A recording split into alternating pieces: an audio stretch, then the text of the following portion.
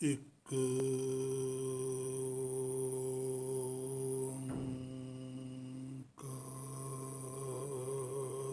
ਸਤਿ ਗੁਰ ਪ੍ਰਸਾਦਿ।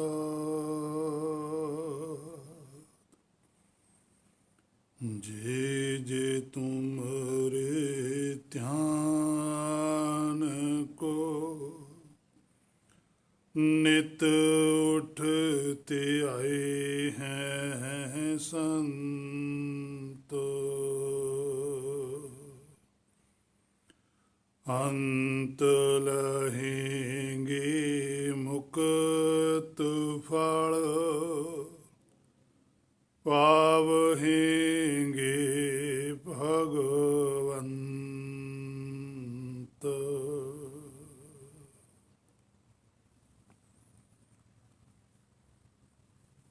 चल रही गुरबाणी शब्द की जो विचार है,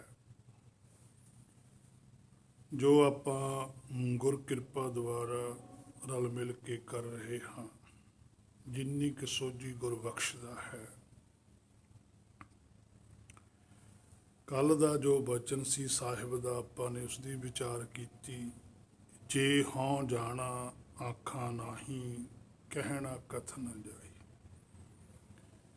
ਕਿ ਜਿਸ ਜਿਸ ਜੀਵ ਨੇ ਉਸ ਹੁਕਮ ਨੂੰ ਜਾਣ ਲਿਆ, ਉਸ ਬਾਰੇ ਆਖਣਾ ਬੜਾ ਮੁਸ਼ਕਲ ਹੋਇਆ। ਆਖਿਆ ਵੀ ਜ਼ਰੂਰ ਜਿੰਨਾ ਕੁ ਪਰਮੇਸ਼ਰ ਨੇ ਆਖਣ ਬਾਰੇ ਆਖਿਆ, ਵੀ ਤੁਸੀਂ ਇਸ ਤਰੀਕੇ ਨਾਲ ਵਿਖਿਆਨ ਕਰੋ। ਜਿਸ ਤੂੰ ਜਣਾਏ ਸੋਈ ਜਨ ਜਾਣੈ। ਜਿੰਨਾ ਕੁ ਨੇ ਜਣਾਇਆ ਉਨਾ ਕੁ ਵਿਖਿਆਨ ਕਰ ਦਿੱਤਾ।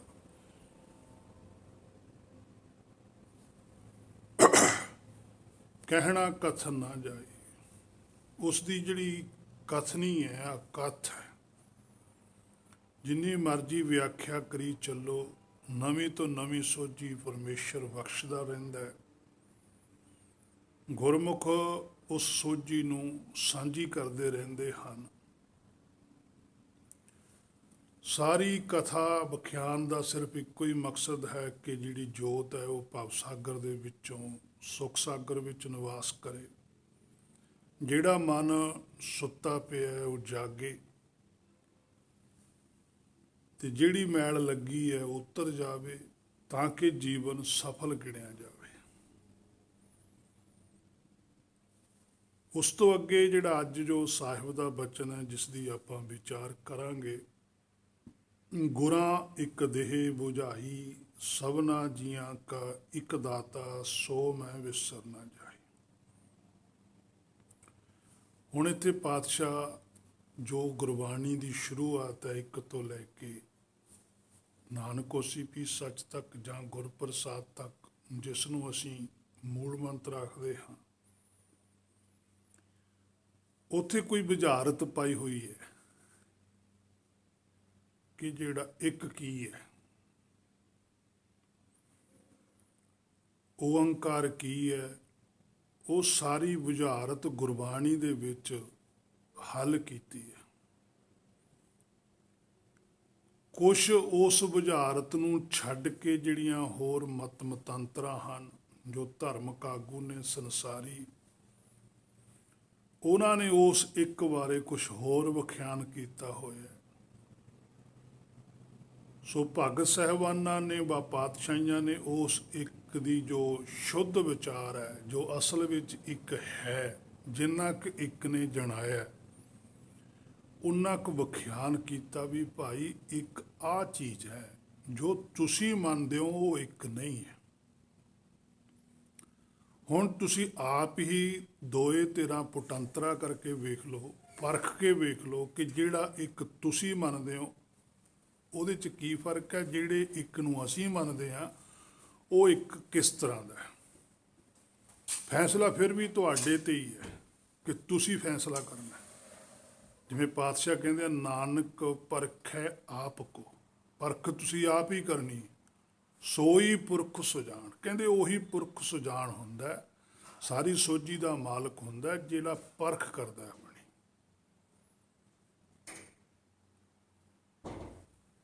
ਉਹਦੀ ਹੁਣ ਵਿਆਖਿਆ ਪਾਤਸ਼ਾਹ ਇੱਥੇ ਸ਼ੁਰੂ ਕਰਦੇ ਆ। ਕਥਨ ਕਰਨਾ ਬਹੁਤ ਮੁਸ਼ਕਲ ਹੈ, ਇਹ ਤਾਂ ਪਾਤਸ਼ਾਹ ਨੇ ਪਹਿਲਾਂ ਹੀ ਦੱਸਤਾ ਵੀ ਬੜਾ ਔਖਾ ਹੈ।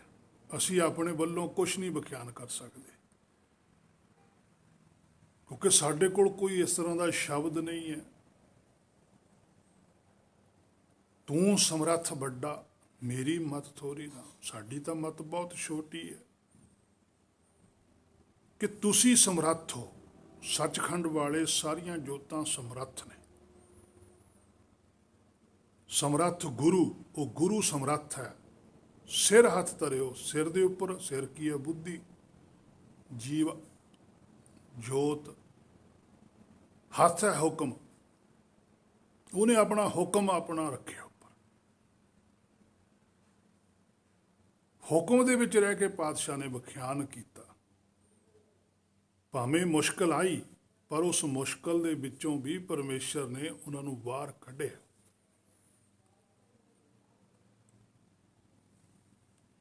ਹੁਣ ਗੁਰੂ ਨਾਨਕ ਸਾਹਿਬ ਆਪਣੀ ਗੱਲ ਕਰਦੇ, ਕਹਿੰਦੇ ਗੁਰਾਂ ਇੱਕ ਦੇਹ ਬੁਝਾਈ। ਕਹਿੰਦੇ ਅਸੀਂ ਤਾਂ ਉਸ ਗੱਲ ਨੂੰ ਲਿਆ ਬੁੱਝ, ਜਿਹੜੀ ਬੁਝਾਰਤ ਬੁੱਝਣ ਵਾਲੀ ਸੀ ਬੁੱਝ ਲਈ। ਗੁਰਾਂ ਸ਼ਬਦ ਬਹੁਵਚਨ ਹੈ ਕਿ ਗੁਰੂ ਨਾਨਕ ਸਾਹਿਬ ਦੇ ਸਰੀਰ ਧਾਰਨ ਤੋਂ ਪਹਿਲਾਂ ਵੀ ਇਸ ਧਰਤੀ ਦੇ ਉੱਪਰ ਬੇਅੰਤ ਗੁਰਮੁਖ ਗੁਰਸਿੱਖ ਭਗਤ ਹੋਏ, ਜਿਨ੍ਹਾਂ ਨੇ ਉਸ ਇੱਕ ਬਾਰੇ ਬੁੱਝਿਆ ਹੋਇਆ ਸੀ।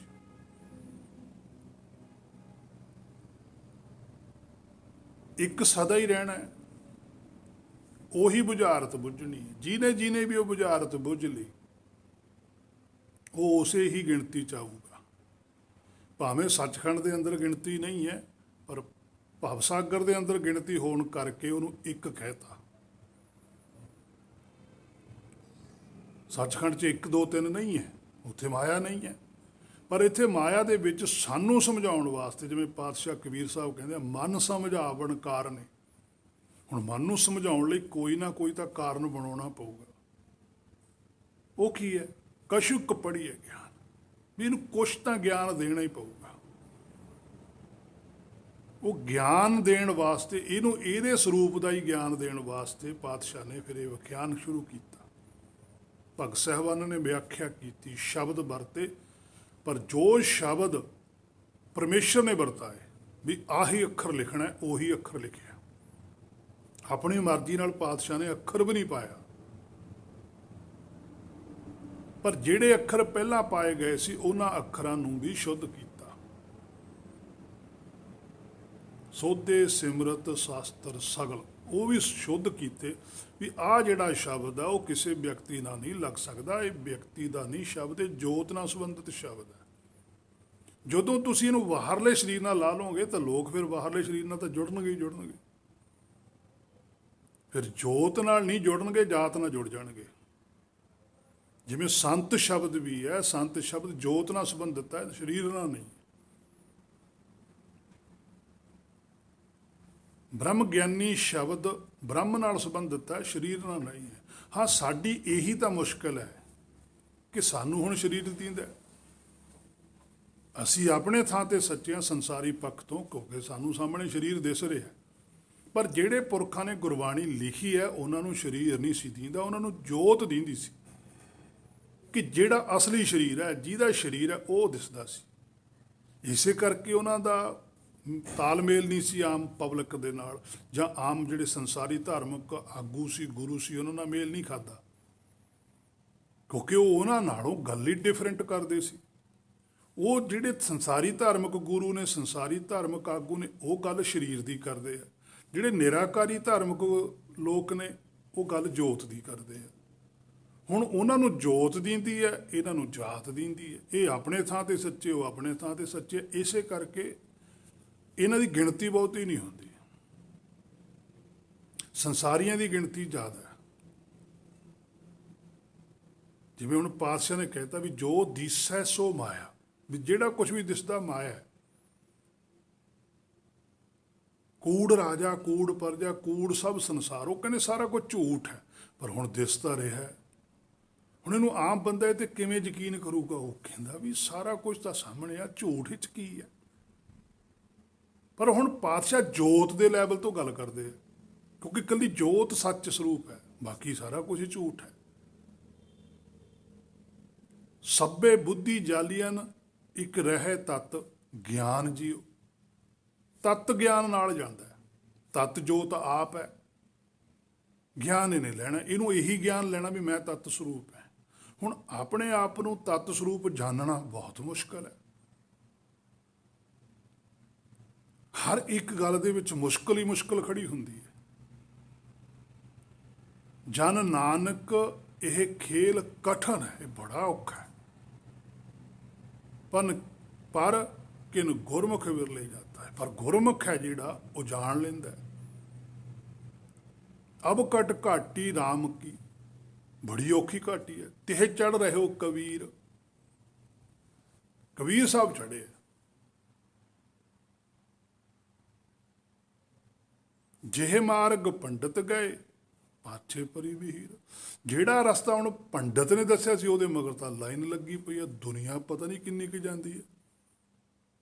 ਅੱਜ ਧਾਰਮਿਕ ਸਥਾਨਾਂ ਤੇ ਕਿੰਨੀ ਦੁਨੀਆ, ਪਰ ਜਿਹੜਾ ਸੱਚ ਦਾ ਵਿਖਿਆਨ ਕਰੂਗਾ, ਜੋਤ ਦੀ ਗੱਲ ਕਰੂਗਾ, ਉਹਦੇ ਨਾਲ ਤਾਂ ਕਿਸੇ ਨੇ ਖੜਨਾ ਹੀ ਨਹੀਂ। ਕਿਉਂਕਿ ਜੋਤ ਦੀ ਗੱਲ ਕਰਨ ਵਾਲਾ ਸਿਰਫ ਸੁਗਿਆਨ ਦੇ ਸਕਦਾ, ਉਦਾਹਰਨਾਂ ਦੇ ਸਕਦਾ, ਸਮਝਾ ਸਕਦਾ, ਦਿਖਾ ਨਹੀਂ ਸਕਦਾ। ਤੇ ਜਿਹੜਾ ਸਰੀਰ ਨਾਲ ਜੁੜਿਆ ਹੋਇਆ ਉਹ ਸਮਝਾ ਨਹੀਂ ਸਕਦਾ, ਗਿਆਨ ਨਹੀਂ ਦੇ ਸਕਦਾ, ਉਹ ਦਿਖਾ ਸਕਦਾ।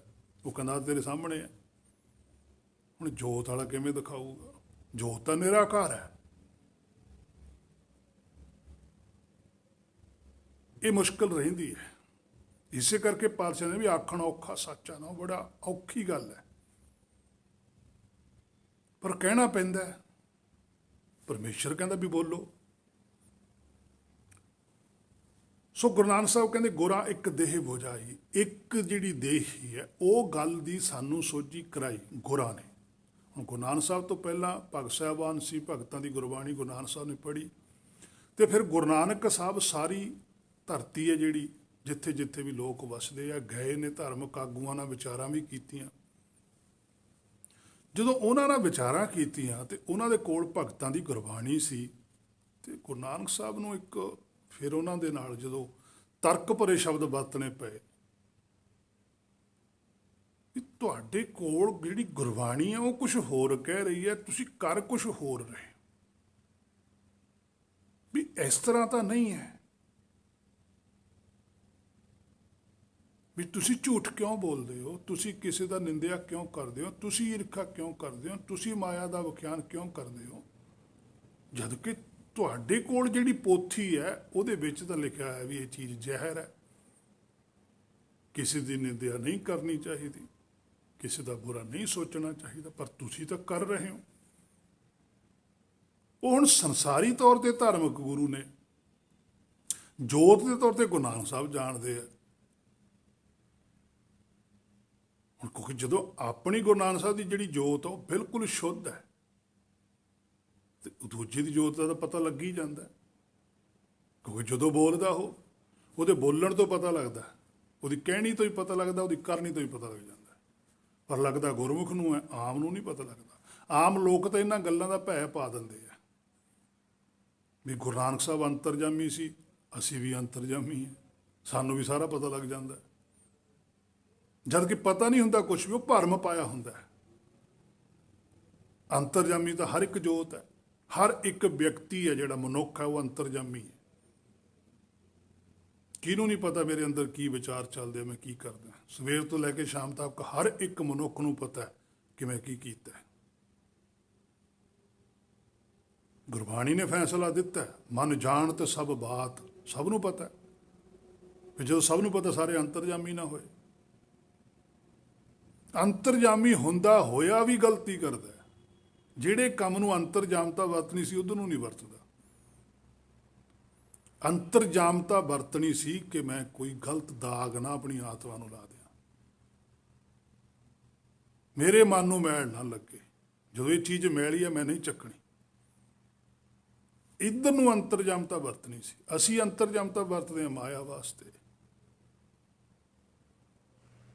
ਕਿ ਮੈਨੂੰ ਸਾਰਾ ਪਤਾ ਹੈ, ਮੈਨੂੰ ਸਾਰਾ ਹੀ ਸੋਝੀ ਹੈ, ਪਰ ਸੋਝੀ ਨਹੀਂ ਹੈ, ਉਹ ਭਰਮ ਹੈ। ਸੋ ਜਦੋਂ ਪਾਤਸ਼ਾਹ ਨੇ ਭਰਮਣ ਕੀਤਾ ਧਰਤੀ ਦਾ, ਤੇ ਤੀਰਥਾਂ ਦੇ ਉੱਪਰ ਗਏ, ਜੋਗੀਆਂ ਨਾਲ ਵਿਚਾਰਾਂ ਕੀਤੀਆਂ, ਪੰਡਤ ਨਾਲ ਵਿਚਾਰਾਂ ਕੀਤੀ, ਕਾਜੀ ਨਾਲ ਕੀਤੀ, ਮੁੱਲਾ ਨਾਲ ਕੀਤੀ। ਉਹਨਾਂ ਦੇ ਉੱਪਰ ਫਿਰ ਪਾਤਸ਼ਾਹ ਨੇ ਕਟਾਸ਼ ਵੀ ਕੀਤੇ ਵੀ ਇੱਕ ਇਹ ਨਹੀਂ ਹੈ ਜਿਹਨੂੰ ਤੁਸੀਂ ਇੱਕ ਮੰਨਦੇ ਹੋ,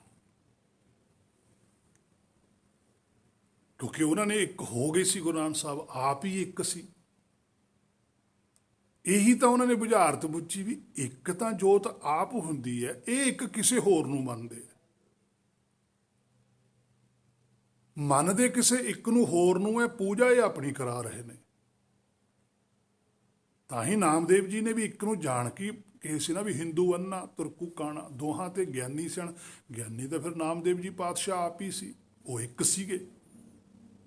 ਉਹ ਜੋਤ ਅੱਜ ਵੀ ਇੱਕ ਹੈ, ਸੰਪੂਰਨ ਹੈ। ਉਹਨਾਂ ਨੇ ਵੀ ਜਾਣਿਆ ਹੋਇਆ ਸੀ, ਤਾਂ ਹੀ ਉਹਨਾਂ ਨੂੰ ਕਿਹਾ ਵੀ ਤੁਸੀਂ ਤਾਂ ਅੰਨੇ ਹੋ। ਅੰਨਾ ਭਾਵ ਕਿ ਅਗਿਆਨਤ ਹੈ। ਹੁਣ ਉਹ ਜੋਤ ਦੇ ਲੈਵਲ ਤੋਂ ਅੰਨਾ ਕਹਿੰਦੇ ਆ, ਜਾਤ ਤੋਂ ਨਹੀਂ ਹੈ। ਜਾਤ ਤਾਂ ਉਹਨਾਂ ਦੇ ਅੱਖਾਂ ਸੀਗੀਆਂ। ਉਹ ਕਹਿੰਦੇ ਜਿਹੜੀ ਤੁਹਾਡੀ ਜੋਤ ਹੈ, ਅੰਤਰਾਤਮਾ, ਉਹ ਤਾਂ ਨਿਰਿਓ ਹੀ ਭਰਮ 'ਚ ਫਸੀ ਬੈਠੀ ਹੈ। ਹੋਣਾ ਤੁਸੀਂ ਇੱਕ ਹੈ, ਕਹੀ ਤੁਸੀਂ ਦੂਜੇ ਨੂੰ ਜਾਂਦੇ ਹੋ। ਫਿਰ ਤੁਸੀਂ ਕਿੰਨੀਆਂ ਪੱਥਰ ਦੀਆਂ ਮੂਰਤੀਆਂ ਬਣਾ ਲਈਆਂ, ਬਣਾਉਣ ਵਾਲੇ ਵੀ ਤੁਸੀਂ ਹੋ। ਮੂਰਤੀ ਬਣਾ ਕੇ, ਆਪਣੇ ਹੱਥੀਂ ਬਣਾ ਕੇ ਉਹਨੂੰ ਤੁਸੀਂ ਸਥਾਪਿਤ ਕਰ ਲਿਆ, ਉਹਨੂੰ ਤੁਸੀਂ ਭਗਵਾਨ ਕਹਿ ਰਹੇ ਹੋ, ਉਹਨੂੰ ਤੁਸੀਂ ਪਰਮੇਸ਼ਰ ਦਾ ਦਰਜਾ ਦੇ ਰਹੇ ਹੋ, ਰੱਬ ਕਹਿ ਰਹੇ ਹੋ, ਜਦ ਕਿ ਰੱਬ ਤਾਂ ਤੁਸੀਂ ਆਪ ਹੋ। ਤੁਸੀਂ ਚੇਤਨ ਸਰੂਪ ਹੋ, ਉਹ ਜੜ ਹੈ। ਇੰਨਾ ਸੁਗਿਆਨ ਦੇਣ ਦੇ ਬਾਵਜੂਦ ਵੀ ਜਦੋਂ ਧਾਰਮਿਕ ਲੋਕ ਨਹੀਂ ਮੰਨੇ, ਫਿਰ ਗੁਰੂ ਨਾਨਕ ਸਾਹਿਬ ਨੂੰ ਪਰਮੇਸ਼ਰ ਨੇ ਕਿਹਾ ਵੀ ਇਹਨਾਂ ਨੂੰ ਦਰਗਾਹ ਬਾਰੇ ਨਕਸ਼ਾ ਦਿਖਾ। ਫਿਰ ਉਹ ਦਰਗਾਹ ਦਾ ਨਕਸ਼ਾ ਦਿਖਾਉਂਦੇ ਵੀ ਤੁਹਾਡੀ ਗਿਣਤੀ ਸੱਚਖੰਡ ਦੇ ਵਿੱਚ ਅਸੰਖ ਮੂਰਖ, ਅੰਧ ਘੋਰ, ਅਸੰਖ ਚੋਰ, ਹਰਾਮ ਖੋਰਾਂ ਦੇ ਵਿੱਚ ਆਉਣੀ ਹੈ। ਕਿ ਤੁਹਾਨੂੰ ਪਤਾ ਹੈ, ਤੁਹਾਡੇ ਗ੍ਰੰਥਾਂ 'ਚ ਲਿਖਿਆ ਹੋਇਆ ਵੀ ਤੁਸੀਂ ਚੇਤਨ ਸਰੂਪ ਹੋ। ਚੇਤਨ ਕਦੇ ਵੀ ਮਾਇਆ ਦੀ ਪੂਜਾ ਨਹੀਂ ਕਰ ਸਕਦਾ। ਆਗਿਆਕਾਰੀ ਕੀਨੀ ਮਾਇਆ, ਕਹਿੰਦੇ ਤੁਹਾਡੀ ਤਾਂ ਆਗਿਆ ਵਿੱਚ ਹੈ ਮਾਇਆ, ਪਰ ਤੁਸੀਂ ਤਾਂ ਉਲਟ ਕਰ ਲਿਆ। ਤੁਸੀਂ ਚੇਤਨ ਸਰੂਪ ਹੁੰਦੇ ਹੋਏ ਮਾਇਆ ਦੇ ਅਧੀਨ ਹੋ ਗਏ। ਮਨ ਮਾਇਆ ਹਾਥ ਬਿਕਾਨੋ, ਤੁਸੀਂ ਤਾਂ ਆਪਣਾ ਮਨ ਹੀ ਚੱਕ ਕੇ ਮਾਇਆ ਦੇ ਹੱਥ ਵੇਚਤਾ। ਕੌਣ ਵੱਡਾ, ਮਾਇਆ ਵਡਿਆਈ। ਤੁਸੀਂ ਤਾਂ ਆਹ ਕੁਛ ਕਰਦੇ ਹੋ, ਪਰ ਤੁਹਾਨੂੰ ਪਤਾ ਸੋ ਵੱਡਾ ਜਿਨ ਰਾਮ ਲਿਵ ਲਾਈ।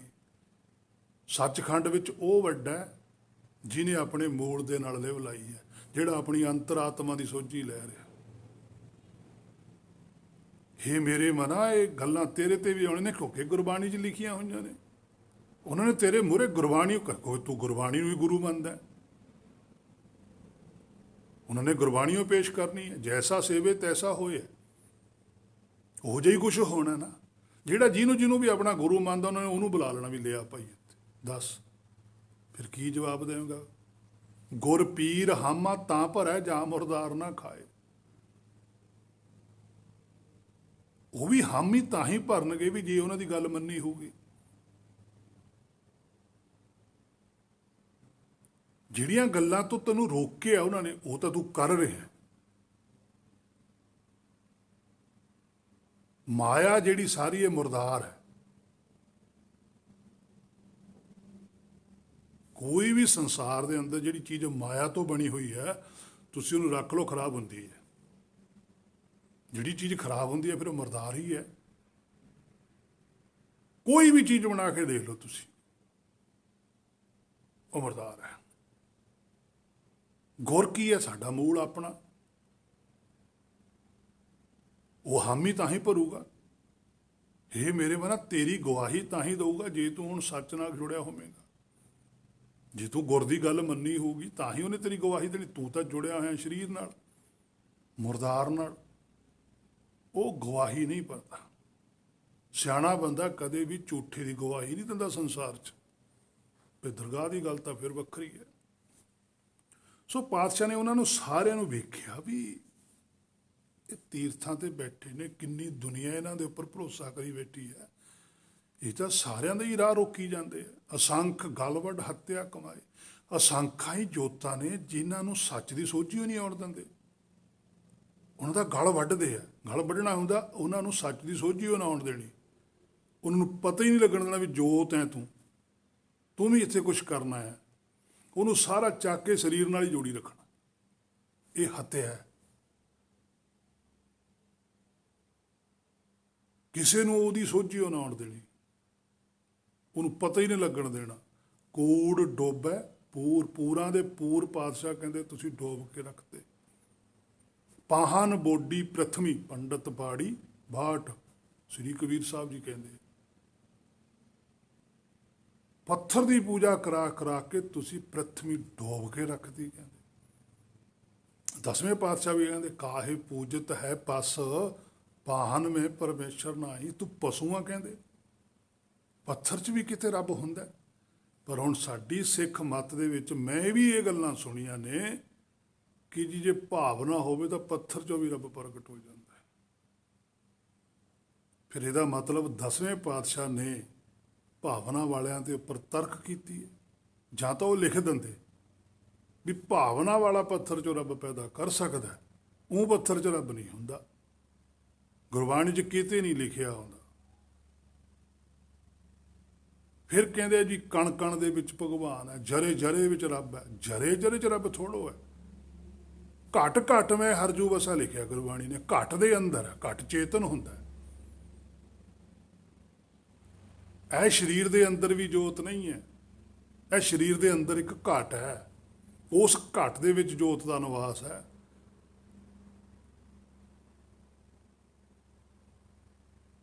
ਭਾਵੇਂ ਜੇਲ੍ਹ ਹੋ ਗਈ, ਕੈਦੀ ਹੈ ਬੰਦਾ, ਪਰ ਕੈਦੀ ਨੂੰ ਵੀ ਸਾਰਾ ਕੁਝ ਮਿਲਦਾ ਹੈ।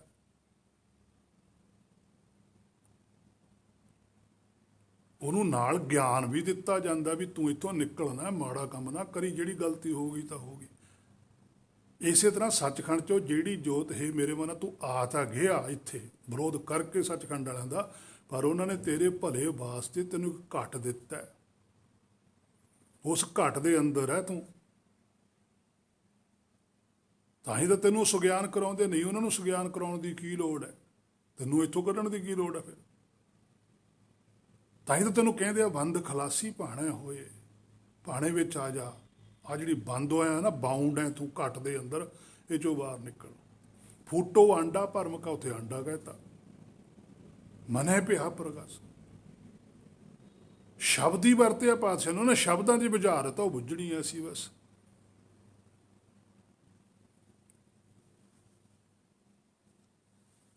ਸੋ ਗੁਰੂ ਨਾਨਕ ਸੱਚੇ ਪਾਤਸ਼ਾਹ ਨੇ ਇੱਕ ਨੂੰ ਜਦੋਂ ਜਾਣ ਲਿਆ ਵੀ ਇੱਕ ਕੀ ਹੁੰਦਾ, ਫਿਰ ਉਹਨਾਂ ਨੇ ਇੱਕ ਦੀ ਵਿਆਖਿਆ ਕੀਤੀ। ਜਾ ਕੇ ਉਹਨਾਂ ਜੋਗੀਆਂ ਨਾਲ, ਪੰਡਤਾਂ ਨਾਲ ਬੋਲੇ, ਉਹਨਾਂ ਨਾਲ ਵਿਚਾਰਾਂ ਕੀਤੀਆਂ ਵੀ ਜਿਹੜਾ ਤੁਸੀਂ ਇੱਕ ਕਹਿੰਦੇ ਹੋ ਭਾਈ, ਉਹ ਇੱਕ ਨਹੀਂ ਹੈ।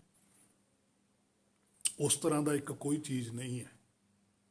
ਇਸ ਮਾਇਆ ਦੇ ਅੰਦਰ ਇੱਕ ਤੁਹਾਡੀ ਆਪਣੀ ਜੋਤ ਹੀ ਹੈ। ਜੋਤ ਹੀ ਦੋ ਥਾਂ ਤੇ ਹੁੰਦੀ ਹੈ। ਤੁਹਾਡਾ ਧਿਆਨ ਹੀ ਬਾਹਰ ਜਾਂਦਾ ਮਾਇਆ 'ਚੋਂ। ਜਦੋਂ ਧਿਆਨ ਮਾਇਆ 'ਚ ਹੈ ਉਦੋਂ ਤੁਸੀਂ ਇੱਕ ਤੋਂ ਦੋ, ਜਦੋਂ ਧਿਆਨ ਮਾਇਆ 'ਚ ਨਹੀਂ ਉਦੋਂ ਤੁਸੀਂ ਇੱਕ ਹੋ। ਕਹਿਣ ਸੁਣਨ ਕੋ ਦੂਜਾ, ਕਬੀਰ ਸਾਹਿਬ ਜੀ ਕਹਿੰਦੇ। ਜੇ ਤੁਹਾਡਾ ਸਦਾ ਹੀ ਧਿਆਨ ਆਪਣੇ ਆਪ 'ਚ ਹੀ ਰਹੇ ਫਿਰ ਤੁਸੀਂ ਇੱਕੋ ਹੀ ਹੋ। ਪਰ ਜਦੋਂ ਧਿਆਨ ਤੁਹਾਡਾ ਮਾਇਆ 'ਚ ਰਹਿੰਦਾ ਫਿਰ ਤੁਸੀਂ ਡਿਵਾਈਡ ਹੁੰਦੇ ਹੋ, ਜਿਹਨੂੰ ਦੁਵਿਧਾ ਕਹਿੰਦੀ ਹੈ ਗੁਰਬਾਣੀ। ਜਿਵੇਂ ਪਾਤਸ਼ਾਹ ਕਹਿੰਦੇ ਆਤਮਾ ਪ੍ਰਾਤਮਾ ਇੱਕੋ ਕਰੈ, ਅੰਤਰ ਕੀ ਦੁਵਿਧਾ ਅੰਤਰ ਮਰੈ। ਅੰਦਰ ਦੀ ਦੁਵਿਧਾ, ਉਹ ਦੁਵਿਧਾ ਆਪਣੇ ਆਪ 'ਚ ਹੀ ਖਾਤੇ, ਦੁਵਿਧਾ ਹੀ ਭਰਮ ਹੈ। ਧਨ ਪਿਰ ਇੱਕ ਸੰਗ ਹੀ ਵਾਸਾ, ਵਿੱਚ ਹਉਮੈ ਭੀਤ ਕਰਾਰੀ। ਕਹਿੰਦੇ ਧਨ ਤੇ ਪਿਰ, ਇਸਤਰੀ ਤੇ ਪੁਰਸ਼ ਇੱਕ ਥਾਂ ਤੇ ਹੀ ਨੇ, ਵਿੱਚ ਹਉਮੈ ਭੀਤ ਕਰਾਰੀ ਹੈ। ਵਿੱਚ ਹਉਮੈ ਹੈ ਬਸ। ਉਹ ਭੀਤ ਹੈ ਜਿਹੜੀ ਕੰਧ ਹੈ, ਉਹ ਬੜੀ ਕਰੜੀ ਹੈ। ਉਹ ਤਾਂ ਹੁਣ ਆਪ ਨੂੰ ਹੀ ਤੋੜਨੀ ਪੈਣੀ ਹੈ। ਮੀਆਂ ਬੀਬੀ ਦੋਨੇ ਗੁੱਸੇ ਹੋ ਗਏ। ਉਹ ਕਹਿੰਦੀ ਮੈਂ ਨਹੀਂ ਤੈਨੂੰ ਬੁਲਾਉਣਾ, ਉਹ ਕਹਿੰਦਾ ਤੈਨੂੰ ਮੈਂ ਨਹੀਂ ਬੁਲਾਉਣਾ। ਫਿਰ ਬੁਲਾਊ ਕੌਣ? ਕਿਸੇ ਨੂੰ ਕੀ ਪਤਾ ਲੱਗਣਾ ਵੀ ਲੜੇ ਹੋਏ ਆ। ਉਹਨਾਂ ਦੋਨਾਂ ਨੂੰ ਆਪਸ ਵਿੱਚ ਹੀ ਸੁਲ੍ਹਾ ਕਰਨੀ ਪੈਣੀ ਹੈ। ਸੋ ਇਹਨੂੰ ਆਪ ਹੀ ਕਰਨੀ ਪੈਣੀ ਹੈ। ਪ੍ਰਾਤਮਾ ਨੂੰ ਭਰਮ ਛੱਡਣਾ ਪੈਣਾ, ਆਤਮਾ ਨੂੰ ਮੈਂ ਛੱਡਣੀ ਪੈਣੀ ਹੈ। ਆਤਮਾ ਮੈਂ ਕਰਕੇ ਸੰਸਾਰ 'ਚ ਹੈ, ਪ੍ਰਾਤਮਾ ਭਰਮ ਕਰਕੇ ਸੰਸਾਰ 'ਚ ਹੈ। ਹਾਂ ਹਾਂ ਮੈਂ ਵਿੱਚੋਂ ਖੋਵੈ। ਉਹਨੇ ਪ੍ਰਾਤਮਾ ਨੇ ਭਰਮ ਛੱਡਤਾ, ਆਤਮਾ ਨੇ ਮੈਂ ਛੱਡਤੀ। ਇੱਕ ਹੈ। ਜੋਤੀ ਜੋਤ ਰਲੀ, ਇੱਕ ਜੋਤੀ ਹੈ, ਇੱਕ ਜੋਤ ਹੈ। ਜੋਤ ਆਤਮਾ ਹੈ, ਜੋਤੀ ਪ੍ਰਾਤਮਾ ਹੈ। ਜਦੋਂ ਇਹ ਦੋਨੇ ਰਲ ਗਈਆਂ ਫਿਰ ਕੀ ਹੋਇਆ? ਜੋਤੀ ਜੋਤ ਰਲੀ ਸੰਪੂਰਨ ਥੀਆ ਰਾਮ। ਸੰਪੂਰਨ ਹੋ ਗਿਆ। ਲੋ ਰਾਮ ਹੈ, ਸਭੈ ਘਟ ਰਾਮ ਬੋਲੇ। ਹੇ ਮੇਰੇ ਮਨਾ, ਹਰ ਇੱਕ ਪੱਖ ਤੋਂ ਪਾਤਸ਼ਾਹ ਨੇ ਤੈਨੂੰ ਸਮਝਾਇਆ ਹੈ। ਹਾਂ, ਤੂੰ ਨਾ ਸਮਝੇ ਤਾਂ ਤੇਰੀ ਮੁਸ਼ਕਲ ਤਾਂ ਬਣ ਸਕਦੀ ਹੈ, ਪਰ ਪਾਤਸ਼ਾਹੀਆਂ ਤੇ ਕੋਈ ਮੁਸ਼ਕਲ ਨਹੀਂ ਬਣਨੀ। ਉਹਨਾਂ ਤਾਂ ਕਹਿਣਾ ਅਸੀਂ ਤਾਂ ਤੈਨੂੰ ਕੱਲੀ ਕੱਲੀ ਗੱਲ ਸਮਝਾ ਕੇ ਆਏ ਹਾਂ, ਬਾਹਰ ਰਿਟਨ ਪ੍ਰੂਫ ਦੇ ਕੇ ਆਏ ਹਾਂ, ਕੋਈ ਲੁਕੋ ਕੇ ਚੀਜ਼ ਨਹੀਂ ਰੱਖੀ। ਜਿੰਨੇ ਵੀ ਪਰਮੇਸ਼ਰ ਨੇ ਕਿਹਾ ਅਸੀਂ ਬੋਲੇ ਹਾਂ। ਜਿੱਥੇ ਜਿੱਥੇ ਬੁਝਾਰਤ ਬਣੀ ਉਹਨੇ ਕਿਹਾ ਬੁਝਾਰਤ ਪਾਓ। ਜਿੱਥੇ ਜਿੱਥੇ ਕਿਹਾ ਵੀ ਇਹਨਾਂ ਨੇ ਖੋਲ ਕੇ ਫੈਸਲਾ ਕਰਦੇ, ਅਸੀਂ ਖੋਲ ਕੇ ਵੀ ਲਿਖੀ ਹੈ। ਪਰ ਜਦ ਤੂੰ ਹੁਣ ਨਹੀਂ ਮੰਨਣਾ ਚਾਹੁੰਦਾ, ਸੋ ਤੇਰੀ ਮਰਜ਼ੀ ਹੈ। ਸੋ ਪਾਤਸ਼ਾਹ ਨੇ ਦੇਖਿਆ ਵੀ ਇਹ ਤੈਨੂੰ ਇੱਕ ਬਾਰੇ ਤਾਂ ਨਹੀਂ ਪਤਾ। ਕੋਈ ਕੁਛ ਕਹੀ ਜਾ ਰਿਹਾ, ਕੋਈ ਕੁਛ ਕਹਿ ਰਿਹਾ। ਕੋਈ ਕਹਿੰਦਾ ਰੱਬ ਕਿਰਪਾ ਬੜੀ ਕਰਦਾ, ਕੋਈ ਕਹਿੰਦਾ ਰੱਬ ਤਕਲੀਫ ਬੜੀ ਦਿੰਦਾ, ਰੱਬ ਕਹਿਰ ਠਾਲ ਦਿੰਦਾ। ਕੋਈ ਕਹਿੰਦਾ ਪੱਥਰ ਦੀ ਮੂਰਤੀ 'ਚ ਭਗਵਾਨ ਹੈ, ਕੋਈ ਕਹਿੰਦਾ ਉਹ ਕੈਲਾਸ਼ ਰਹਿੰਦਾ, ਕੋਈ ਕਹਿੰਦਾ ਮੱਕੇ ਰਹਿੰਦਾ, ਕੋਈ ਕਹਿੰਦਾ ਹਰਿਮੰਦਰ ਸਾਹਿਬ ਰਹਿੰਦਾ, ਕੋਈ ਕਹਿੰਦਾ ਗੁਰਦੁਆਰੇ ਰਹਿੰਦਾ, ਕੋਈ ਕਹਿੰਦਾ ਮੰਦਿਰ 'ਚ ਰਹਿੰਦਾ। ਹਰ ਕੋਈ ਆਪੋ ਆਪਣੀ ਭਾਸ਼ਾ ਨੂੰ ਬੋਲਦਾ। ਪਰ ਜਦੋਂ ਗੁਰਬਾਣੀ ਤੋਂ ਪੁੱਛਿਆ ਜਾਂਦਾ, ਉਹ ਕਹਿੰਦਾ ਤੇਰੇ ਹਿਰਦੇ 'ਚ ਰਹਿੰਦਾ। ਵਸੀ ਰੱਬ ਹਿਆਲੀ ਹੈ ਜੰਗਲ ਕਿਆ ਪਵੇ। ਉਹ ਕਹਿੰਦਾ ਤੇਰੇ ਹਿਰਦੇ 'ਚ ਵੱਸਦਾ, ਪਰ ਜਿਹੜੇ ਧਾਰਮਿਕ ਆਗੂ ਨੇ ਉਹ ਕਹਿੰਦੇ ਅਸਥਾਨਾਂ ਦੇ ਬਖਸ਼ ਉਹ ਰਹਿੰਦਾ। ਕਿੰਨਾ ਫਰਕ ਹੈ। ਕਦੋਂ ਮਿਲਾਪ ਹੋਊਗਾ? ਗੁਰਬਾਣੀ ਕਹਿੰਦੀ ਹੈ ਸਭ ਕਿਛ ਘਰ ਮੈਂ ਬਾਹਰ ਕਿਛ ਨਾ ਹੈ, ਬਾਹਰ ਟੋਲੇ ਸੇ ਭਰਮ ਭੁਲਾਇਓ। ਕਹਿੰਦੇ ਜੇ ਬਾਹਰ ਲੱਭੇਗਾ ਤਾਂ ਭਰਮ 'ਚ ਪੈ ਜਾਏਗਾ। ਪਰ ਸਾਡੇ ਤਾਂ ਹੁਣ ਸਿੱਖ ਮਤ 'ਚ ਪ੍ਰਚਾਰ ਹੀ ਬਾਹਰ ਹੁੰਦਾ, ਅੰਦਰ ਦੀ ਤਾਂ ਕੋਈ ਗੱਲ ਹੀ ਨਹੀਂ ਕਰਦਾ। ਜੇ ਕਰਦੇ ਵੀ ਨੇ ਤਾਂ ਅੰਦਰ ਬਾਰੇ ਫਿਰ ਸਮਝਾਉਂਦੇ ਵੀ ਨਹੀਂ ਵੀ ਅੰਦਰ ਕਿੱਥੇ ਆ। ਫਿਰ ਉਹ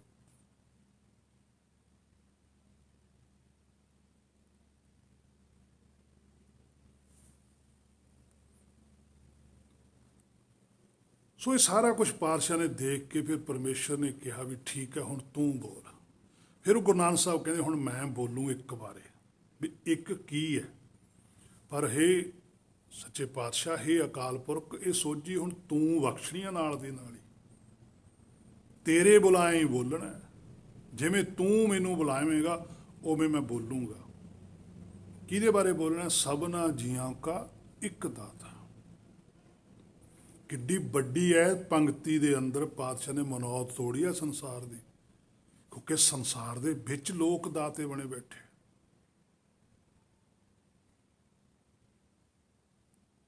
ਸੰਸਾਰੀ ਧਾਰਮਿਕ ਲੋਕ ਵੀ ਦਾਤੇ ਬਣੇ ਬੈਠੇ ਆ, ਜਿਹੜੇ ਆਮ ਲੋਕ ਨੇ ਉਹ ਵੀ ਦਾਤੇ ਬਣੇ ਬੈਠੇ। ਪਰ ਪਾਤਸ਼ਾਹ ਕਹਿੰਦੇ ਸਭਨਾ ਜੀਆਂ ਕਾ। ਦੇਖੋ ਜੀਆਂ ਕਾ ਦਾਤਾ ਹੈ, ਜਾਤ ਦਾ ਦਾਤਾ ਨਹੀਂ ਹੈ। ਜੀਆਂ ਕਾ ਦਾਤਾ, ਸਭ ਦੇ ਹਿਰਦਿਆਂ ਦੇ ਅੰਦਰ ਹੁਕਮ ਪਾਤਸ਼ਾਹ ਕਹਿੰਦੇ ਚੱਲਦਾ ਹੈ। ਜੀ ਨੂੰ ਸਭ ਨੂੰ ਸੋਝੀ ਹੈ, ਕੀੜੀ ਤੋਂ ਲੈ ਕੇ ਹਾਥੀ ਤੱਕ ਕਿਹਨੂੰ ਸੋਝੀ ਨਹੀਂ ਹੈ। ਹਰ ਇੱਕ ਜੀਵ ਨੂੰ ਸੋਝੀ। ਉਹ ਫਿਰ ਸੋਝੀ ਕੌਣ ਦਿੰਦਾ? ਉਹ ਹੈ ਇੱਕ, ਉਹ ਹੈ ਸੱਚਖੰਡ ਦਾ ਹੁਕਮ, ਉਹ ਹੈ ਧੁਰ ਕੀ ਬਾਣੀ ਜਿਹੜੀ ਸਭ ਨੂੰ ਸੋਝੀ ਦੇ ਰਹੀ ਹੈ। ਗੁਰਬਾਣੀ ਸਿਰਫ ਮਨੁੱਖ ਨੂੰ ਸੋਝੀ ਦੇ ਸਕਦੀ ਹੈ। ਉੱਥੇ ਵੀ ਮਨੁੱਖ ਦੀ ਜ਼ਿੰਮੇਵਾਰੀ ਹੈ ਲੈਣੀ ਜਾਂ ਨਾ ਲੈਣੀ, ਪਰ ਬਾਣੀ ਮੰਨਣੀ ਪੈਂਦੀ ਹੈ। ਕੀੜੀ ਨੂੰ ਕਿਵੇਂ ਪਤਾ ਲੱਗਦਾ ਵੀ ਅੱਗ ਮੂਹਰੇ ਮੱਚਦੀ ਹੈ, ਮੈਂ ਨਹੀਂ ਜਾਣਾ ਅੱਗ 'ਚ? ਉਹਨੂੰ ਸੇਕ ਕਿੱਥੋਂ ਮਹਿਸੂਸ ਹੁੰਦਾ? ਉਹਦੇ ਅੰਦਰ ਕਿਹੜੀ ਚੀਜ਼ ਜਿਹੜੀ ਸੇਕ ਮਹਿਸੂਸ ਕਰਦੀ ਹੈ?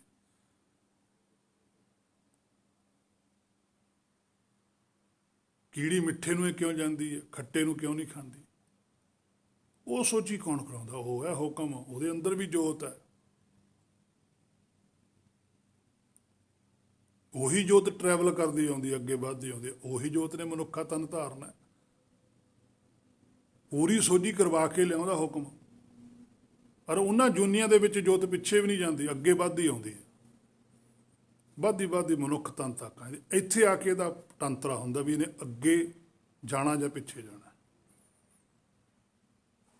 ਇਹਦੇ ਆਪਣੇ ਤੇ ਲਿਆ ਕੇ ਗੱਲ ਛੱਡ ਦਿੰਦਾ ਪਰਮੇਸ਼ਰ ਵੀ ਹੁਣ ਤੇਰੀ ਮਰਜ਼ੀ ਹੈ, ਦੇਖ ਲੈ ਭਾਈ ਅੱਗੇ ਜਾਣਾ ਜਾਂ ਪਿੱਛੇ ਜਾਣਾ।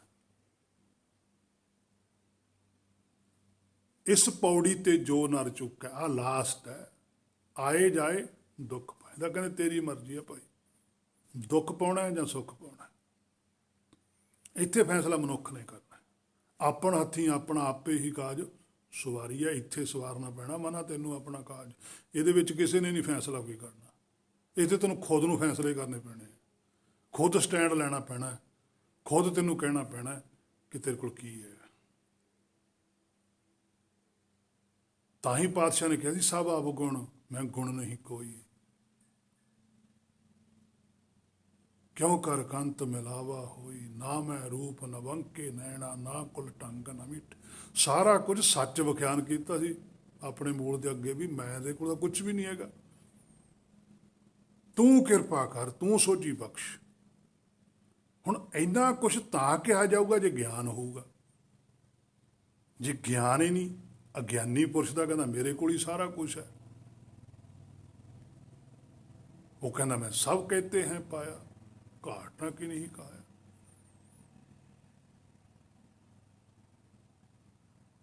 हे ਮੇਰੇ ਮਨਾ ਬਹੁਤ ਬਰੀਕ ਮਾਰਗ ਹੈ। ਸੋ ਗੁਰੂ ਨਾਨਕ ਸਾਹਿਬ ਕਹਿੰਦੇ ਹੁਣ ਮੈਂ ਤੁਹਾਨੂੰ ਦੱਸਦਾ ਕਿ ਅਸਲ ਵਿੱਚ ਇੱਕ ਹੈ ਕੀ ਚੀਜ਼। ਸਭਨਾ ਜੀਆਂ ਕਾ ਇੱਕ ਦਾਤਾ, ਉਹ ਸਾਰਿਆਂ ਜੀਵਾਂ ਦਾ ਮਾਲਿਕ ਹੈ। ਸੋ ਮੈਂ ਵਿਸਰ ਨਾ ਜਾਈ, ਕਹਿੰਦੇ ਉਹ ਮੈਨੂੰ ਵਿਸਰੇ ਨਾ। ਹੁਕਮ ਦੇ ਅੱਗੇ ਪਾਤਸ਼ਾਹ ਕਹਿੰਦੇ ਆ ਵੀ ਹੁਣ ਤੂੰ ਮੈਨੂੰ ਵਿਸਰੀ ਨਾ, ਮੈਨੂੰ ਤੇਰਾ ਚੇਤਾ ਰਹੇ, ਮੈਨੂੰ ਤੇਰਾ ਸਿਮਰਨ ਰਹੇ, ਜਿੰਨਾ ਚਿਰ ਮੈਂ ਇਸ ਸੰਸਾਰ 'ਚ ਸਰੀਰ ਕਰਕੇ ਰਹਿਣਾ। ਕਿਉਂਕਿ ਇਹ ਸੰਸਾਰ ਹੈ, ਭਵ ਸਾਗਰ ਹੈ, ਬੜੀਆਂ ਮੁਸ਼ਕਲਾਂ ਮੈਨੂੰ ਵੀ ਆਉਣੀਆਂ ਨੇ, ਮੈਨੂੰ ਵੀ ਪਤਾ ਹੈ, ਪਰ ਉਹਨਾਂ ਮੁਸ਼ਕਲਾਂ ਦਾ ਮੈਂ ਸਾਹਮਣਾ ਕਰਨਾ। ਮੈਂ ਤੇਰੇ ਬੁਲਾਇਆ ਬੋਲਣਾ, ਜਿਵੇਂ ਤੂੰ ਮੈਨੂੰ ਬੁਲਾਵੇਂਗਾ। ਹੁਣ ਤੂੰ ਮੈਨੂੰ ਆਪਣੀ ਸਮਰੱਥਾ ਦੇ, ਬੁੱਧ ਬਲ ਦੇ, ਕਿਉਂਕਿ ਹੁਣ ਮੈਂ ਬੋਲਣ ਲੱਗਿਆ ਕਿ ਇੱਕ ਕੀ ਹੈ, ਕਿਹੜਾ ਇੱਕ ਹੈ। ਸਾਰਾ ਕੁਝ ਪਾਤਸ਼ਾਹ ਨੇ ਸਾਫ਼ ਕਰਕੇ ਰੱਖਤਾ ਕਿ ਜੋ ਸਭਨਾ ਜੀਆਂ ਕਾ ਇੱਕ ਦਾਤਾ। ਜੋ ਧਰਤੀ ਦੇ ਜੀਵ ਹੀ ਨਹੀਂ, ਭਾਵ ਕਿ ਇਸ ਧਰਤੀ ਤੇ ਜੀਵਾਂ ਦੀ ਗੱਲ ਨਹੀਂ ਪਾਤਸ਼ਾਹ ਕਰਦੇ, ਕਹਿੰਦੇ ਜਿੱਥੇ ਜਿੱਥੇ ਵੀ ਖੰਡ ਤੇ ਬਰਭੰਡ ਹੈ, ਹੋਰ ਪਤਾ ਨਹੀਂ ਕਿੰਨੀਆਂ ਕੁ ਧਰਤੀਆਂ ਨੇ, ਉਹਨਾਂ ਧਰਤੀਆਂ ਦੇ ਉੱਪਰ ਵੀ ਜੀਵ ਰਹਿੰਦੇ ਨੇ। ਸਾਰਿਆਂ ਦਾ ਪਾਲਣ ਪੋਸ਼ਣ ਪਰਮੇਸ਼ਰ ਕਰਦਾ ਹੈ। ਤੂੰ ਇੱਕ ਹੈ, ਮੈਨੂੰ ਹੁਣ ਪਤਾ ਲੱਗ ਗਿਆ, ਪਰ ਮੇਰੇ ਦੁਆਰਾ ਇਹ ਗਿਆਨ ਹੁਣ ਇਹਨਾਂ ਨੂੰ ਵੀ ਦੇ, ਇਹਨਾਂ ਨੂੰ ਵੀ ਸੋਝੀ ਕਰਾ, ਤਾਂ ਜੋ ਇਹ ਵੀ ਇੱਕ ਵਾਰੇ ਜਾਣ ਲੈਣ, ਇੱਕ ਵਾਰੇ ਬੁੱਝ ਲੈਣ ਤੇ ਇੱਕ ਹੋ ਜਾਣ। ਇਹ ਸੋਝੀ ਹੁਣ ਮੇਰੇ ਦੁਆਰਾ ਦੇ। ਇਹਨਾਂ ਨੂੰ ਵੀ ਗੁਰੂ ਨਾਨਕ ਸਾਹਿਬ ਨੇ ਸਾਨੂੰ ਸੋਝੀ ਦਿੱਤੀ ਹੈ, ਸੁਗਿਆਨ ਦਿੱਤਾ ਹੈ। ਸੋ ਜਿਹੜਾ ਜਿਹੜਾ ਜੀਵ ਹੈ ਉਹ ਇੱਕ ਦਾ ਸੁਗਿਆਨ ਲਈ ਜਾਊਗਾ, ਉਹ ਸ਼ੁੱਧ ਹੁੰਦਾ ਚਲੇ ਜਾਊਗਾ। ਸਭਨਾ ਜੀਆਂ ਕਾ ਇੱਕ ਦਾਤਾ, ਸੋ ਮੈਂ ਬਿਸਰ ਨਾ ਜਾਏ, ਗੁਰਾਂ ਇੱਕ ਦੇਹ ਬੁਝਾਈ। ਇਹ ਗੁਰਾਂ ਨੇ ਗੱਲ ਬੁਝਾਈ ਹੈ। ਗੁਰਾਂ ਸ਼ਬਦ ਗੁਰਬਾਣੀ ਦੇ ਅੰਦਰ ਸ੍ਰੀ ਪਾਤਸ਼ਾਹ ਭਗਤ ਸਧਨਾ ਜੀ ਨੇ ਵੀ ਵਰਤਿਆ ਹੋਇਆ। ਉਹਨਾਂ ਦਾ ਬਚਨ ਹੈ, ਤਵ ਗੁਣ ਕਿਆ ਤੇਰੇ ਜਗਤ ਗੁਰਾ, ਜੋ ਕਰਮ ਨਾ ਨਾਸੈ।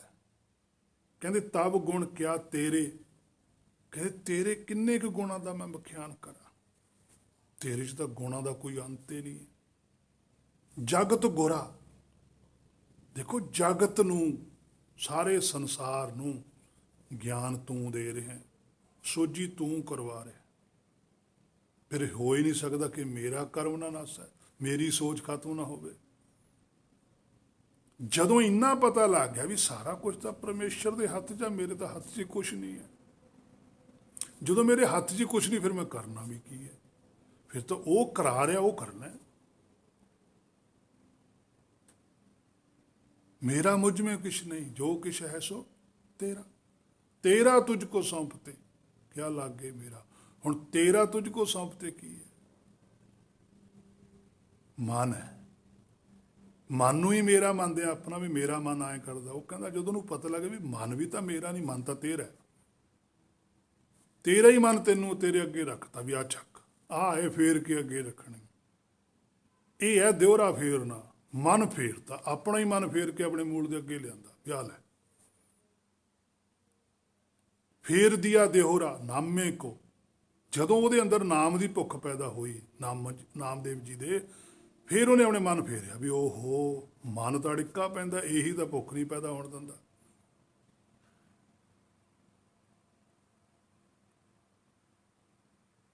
ਫੇਰ ਦਿਆ ਦਿਹੋਰਾ ਨਾਮੇ ਕੋ ਪੰਡੀਅਨ ਕੋ ਪਿਛਵਾਰਲਾ। ਪੰਡੀਆਂ ਨਾਲ ਸਰੀਰ ਹੈ, ਸਰੀਰ ਫਿਰ ਪਿੱਛੇ ਰਹਿ ਗਿਆ। ਪਹਿਲਾਂ ਸਰੀਰ ਵੱਲ ਨੂੰ ਮਨ ਦਾ ਮੂੰਹ ਸੀਗਾ। ਬਾਨੋ ਉਠਾਈ ਪੋਟਲੀ ਕਿੱਥੇ ਬੰਝਾ ਕੱਤ, ਫਰੀਦ ਸਾਹਿਬ ਕਹਿੰਦੇ ਆ ਆਹ ਸਰੀਰ ਪੰਡ ਹੈ। ਉੱਥੇ ਪੰਡੀਆਂ ਦਾ ਭਾਵ ਇਹ ਪੰਡਤਾਂ ਨਹੀਂ ਹੈਗੇ, ਪੰਡੀਅਨ। ਆ ਸਰੀਰ ਨਾਲ ਜੁੜਿਆ ਹੋਇਆ ਪਹਿਲਾਂ ਮਨ, ਸਰੀਰ ਤੋਂ ਮੋੜ ਕੇ ਆਪਣੇ ਮੂਲ ਵੱਲ ਨੂੰ ਇਹਦਾ ਮੂੰਹ ਘੁਮਾਤਾ। ਫੇਰ ਦਿਆ ਦਿਹੋਰਾ, ਮਨ ਫੇਰਿਆ, ਦਿਹੋਰਾ ਮਨ ਹੈ।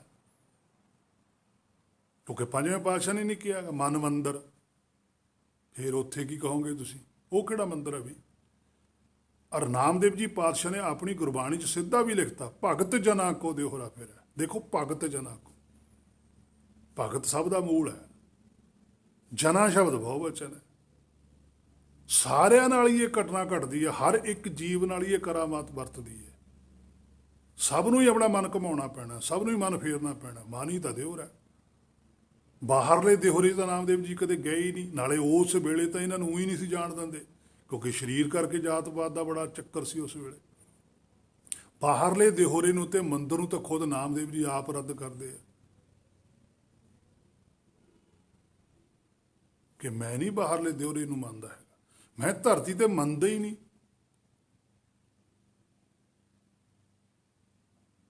ਨਾਮੇ ਸੋਈ ਸੇਵਿਆ, ਨਾ ਦਿਹੋਰਾ ਨਾ ਮਸੀਤ। ਉਹ ਕਹਿੰਦੇ ਮੈਂ ਨਹੀਂ ਇਹਨਾਂ ਦੀ ਸੇਵਾ ਕੀਤੀ, ਮੈਂ ਤਾਂ ਚੇਤਨ ਦੀ ਕੀਤੀ ਹੈ। ਮੈਂ ਚੇਤਨ ਦਿਹੋਰੇ ਦੀ ਤਾਂ ਸੇਵਾ ਕੀਤੀ ਹੈ। ਚੇਤਨ ਮਸੀਤ ਨੂੰ ਤਾਂ ਮੰਨਦਾ, ਚੇਤਨ ਮੱਕੇ ਨੂੰ ਤਾਂ ਮੰਨਦਾ, ਪਰ ਜੜ ਨੂੰ ਨਹੀਂ ਮੰਨਦਾ। ਚੇਤਨ ਹਰਿਮੰਦਰ ਸਾਹਿਬ ਨੂੰ ਮੰਨਦਾ, ਪਰ ਜੜ ਨੂੰ ਨਹੀਂ ਮੰਨਦਾ। ਮਨ ਕਰ ਮੱਕਾ ਸਿੱਧਾ ਲਿਖਿਆ, ਕਿਬਲਾ ਕਰ ਦੇਹੀ।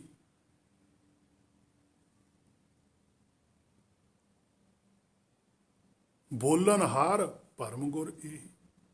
ਹੇ ਮੇਰੇ ਮਨਾ, ਸਾਰਾ ਕੁਛ ਪਾਤਸ਼ਾਹ ਨੇ ਤੇਰੇ ਵਾਸਤੇ ਬੜੀ ਇਮਾਨਦਾਰੀ ਨਾਲ, ਤੇਰੇ ਭਲੇ ਵਾਸਤੇ ਉਹਨਾਂ ਨੇ ਕੋਈ ਆਪਣਾ ਭਲਾ ਕੀਤਾ ਸੀ। ਸਤਿਗੁਰ ਸਭਨਾਂ ਦਾ ਭਲਾ ਮਨਾਉਂਦਾ, ਪਹਿਲਾਂ ਉਹਨਾਂ ਨੇ ਆਪਣਾ ਭਲਾ ਕੀਤਾ, ਫਿਰ ਉਹਨਾਂ ਦੇ ਅੰਦਰ ਦੂਜੇ ਦਾ ਭਲਾ ਕਰਨ ਦੀ ਵੀ ਇੱਛਾ ਆਈ ਵੀ ਨਹੀਂ, ਵੀ ਇਹਨਾਂ ਦਾ ਵੀ ਭਲਾ ਹੋਣਾ ਚਾਹੀਦਾ। ਤਿਸ ਦਾ ਬੁਰਾ ਕਿ ਉਹ ਤੇਰਾ ਬੁਰਾ ਨਹੀਂ ਚਾਹੁੰਦੇ। ਚਾਹੇ ਉਹਨਾਂ ਨੇ ਤੈਨੂੰ ਕੋਈ ਸ਼ਬਦ ਹੈ ਜੇ ਵਰਤਦੇ, ਤੈਨੂੰ ਲਾਹਣਤ ਪਾਤੀ, ਉਹਦੇ ਵਿੱਚ ਵੀ ਤੇਰਾ ਭਲਾ ਹੀ ਹੈ। ਜੇ ਗੁਰ ਚਿੜਕੇ ਤਾਂ ਮਿੱਠਾ ਲੱਗ ਹੈ।